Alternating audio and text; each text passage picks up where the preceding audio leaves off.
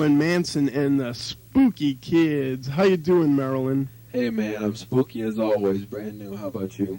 Hey, doing pretty good. How did Marilyn Manson and the Spooky Kids originate? Well, Scott David, the idea of Marilyn Manson has been brewing in my head in one form or another since I was about 12 years old at a Christian high school in Canton, Ohio. But then, I moved and grew up and changed my shoe size and stuff.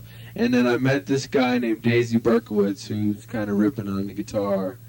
And, we had two different, styles, two different tastes of music. He liked more ethereal, kind of surreal soundscapes of guitar noise, and I was more into more distinct, hard, definitive, sounds and whatnot. But we both had the same ideas as far as art-wise, what we wanted to do with the band. So we got together, we made this music, and it's just what we wanted. And as far as the rest of the band, they were friends of mine, Olivia Newton-Bundy and Josh Esbeck, and they were interested in what we were doing, so we brought them in. And that's how it happened. How did the name Marilyn Manson and the Spooky Kids come about? Well, that's kind of obvious, because Marilyn Manson is on my birth certificate and all. But as far as Marilyn Manson and the Spooky Kids, this is the illegitimate offspring of the world's most infamous, nefarious, and in our eyes, brilliant cult psycho, weirdo, wackos in the world. Specifically America, of course, because we're an American band. Well, personally, you don't really look like a Marilyn, but I guess if your mother named you that, what can I say? Hey, How would you describe your music? Well, people hate to describe their music. What we've come to call it is beat up your mom music. As far as describing what it sounds like, I guess you have to listen. I think it's pretty much like 60s meets 90s, psychedelic, industrial, brain tumor disorder, thrash sort of thing. It's kind of groovy, groovy. I guess the word groovy will work. Well, I guess that's pretty specific. Is there a concept or a message you're trying to convey in your music? Well, Scott David, as far as the concept goes, yeah, there's a definite concept, but, stuff like that. I put out a lot of ideas in the lyrics and in the way we do our things. There's a lot of ideas floating around, and people who know what it is, people will pick it up if they know what to pick up. As far as coming right out and saying anything, I don't think that I could, especially on this radio station. Well, thank you for that. Sorry.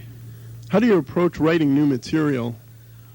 Well, I've got a lot of words going around in my head. It's like chewed up a dictionary and kind of puked it over my brain kind of thing. And, Daisy over here is, pretty much the same way with this music. So we get together with the guitar, and it's kind of tribal with the percussion, and we just work with it. It's really tribal. Sounds like tribe. Sounds like an encyclopedia of insanity. Yeah, that's kind of cute, Scott. What song did you have the most fun with? Well, Scott, I could sing it for you really quick, and this is to all the girls I never loved before. I had a little monkey, I sent him to the country, and I fed him on gingerbread. Along came a choo-choo, knocked my monkey cuckoo, and now my monkey's dead. That's my favorite. No wonder why you never had any girls that loved you after that rendition. Anyway, what artists were influential to you in the past? When I was growing up, I don't know, I can't say that I ever grew up. I'm kind of like an evil little Peter Pan that will never get older. But as far as bands that I listen to, I like Inagata-Davida, Black Sabbath, and Jim Morrison was my, he's one of my all-time idols. And, a couple years ago when I got Papa Manson, that's Chuck, his album, it was a great influence on me. Very innovative dude, and I hate that word, dude, but I'll say it again. Innovative dude, and he influenced what we're doing right now to a certain extent. And a #1 best-selling album, may I add. Yeah, all the time, Manson. He's on Billboard still. Well, who do you find exciting presently? Well, Scott, not to offend you or, any of your listeners, I mean, the Wax Track scene and network is really cool.